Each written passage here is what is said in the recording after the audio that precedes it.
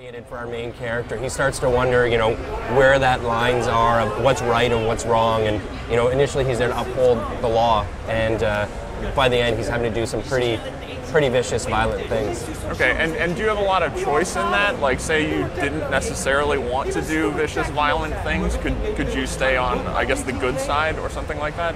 Something unique we've done with the game is a mission scoring system. So at the end of each mission, you get cop points and you get triad points, depending on how you played the mission.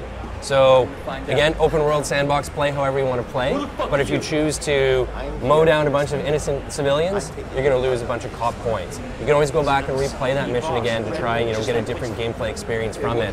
Then you take those experience points and you're able to upgrade your player and get more skills and items for either the cop or the triad side. Okay, and yeah, I guess what are some of the specific skills? Could you talk about like a particular character build? Yeah, so you can learn new martial arts moves, like learning arm break, roundhouse, all sorts of different attacks there on the hand-to-hand martial arts side. As well, there's action moves you would see, like we call an action dismount, where you can be driving on a motorcycle, jump out, sort of launch the motorcycle towards your enemies or slide it towards your enemies, and then shoot at the bike. It explodes and takes out your enemies. Okay, and during that time, you're fine. You're just rolling.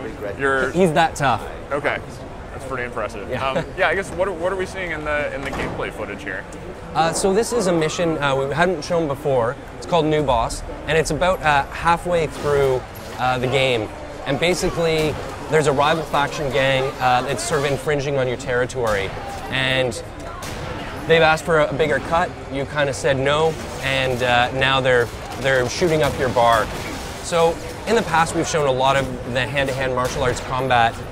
But today we're showing the shooting aspect as well. You can see sort of the Hong Kong cinema influences, the John Woo, the slow-mo moments.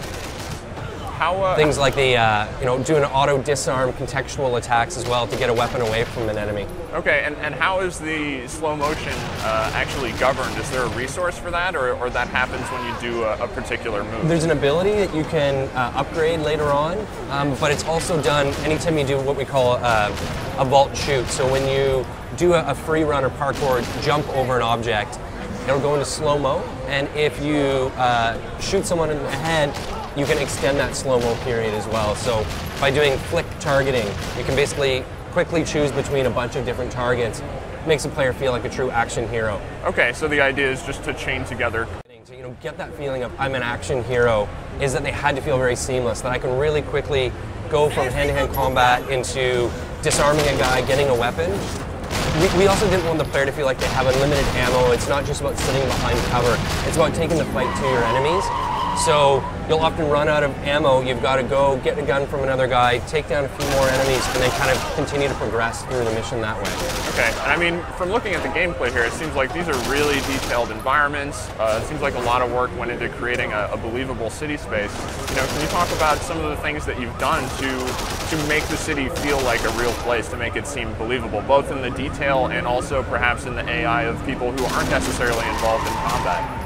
Hong Kong was a really exciting environment to choose. It hasn't been done in a lot of games before, and it's a really interesting mix of Eastern and Western cultures sort of meeting. So we've tried to really capture the essence and the culture of the city. We've done numerous trips to Hong Kong where we've taken tens of thousands of photos, tried to make the buildings look as photorealistic as possible. A lot of the ambient people in the world speak Cantonese. You can do things like going offshore gambling dens, karaoke, a lot of things that people would expect to be able to do in Hong Kong. We've really tried to reproduce all that in the game itself. Okay, so you do have the non-combat, not directly related to mission things. So if you explore, you find side activities. Yeah, we've got over 100 different pieces of side content, from dates to favors, jobs like boosting cars or collecting money, to gambling. We've got kind of a variety of all different things for the player to sort of do in the world. Are there multiplayer elements at all? We've got an online consecutive headshots, longest wheelie on a bike, biggest jumps. All those stats get uploaded, and you can compete with friends. You can challenge them and say, hey, I just did, a 50-meter jump, and I can send you that challenge. If you beat it, it gives me an in-game notification. Okay, so there are social elements as well. Yeah. How do you actually move around within the vehicles? It looks like there's an AI NPC driving right now, so you can just sort of give up control to vehicles in some situations. So exactly. So we've got a variety of different styles of each mission. Some are about free running or parkour.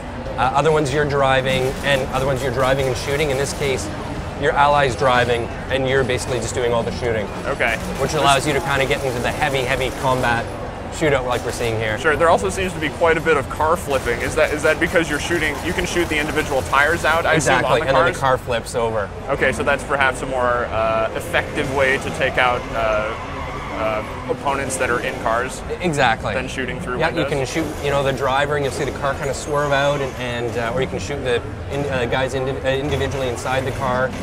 Again, we try to make all the gameplay to be very immersive, and also allowing the player to sort of explore and change.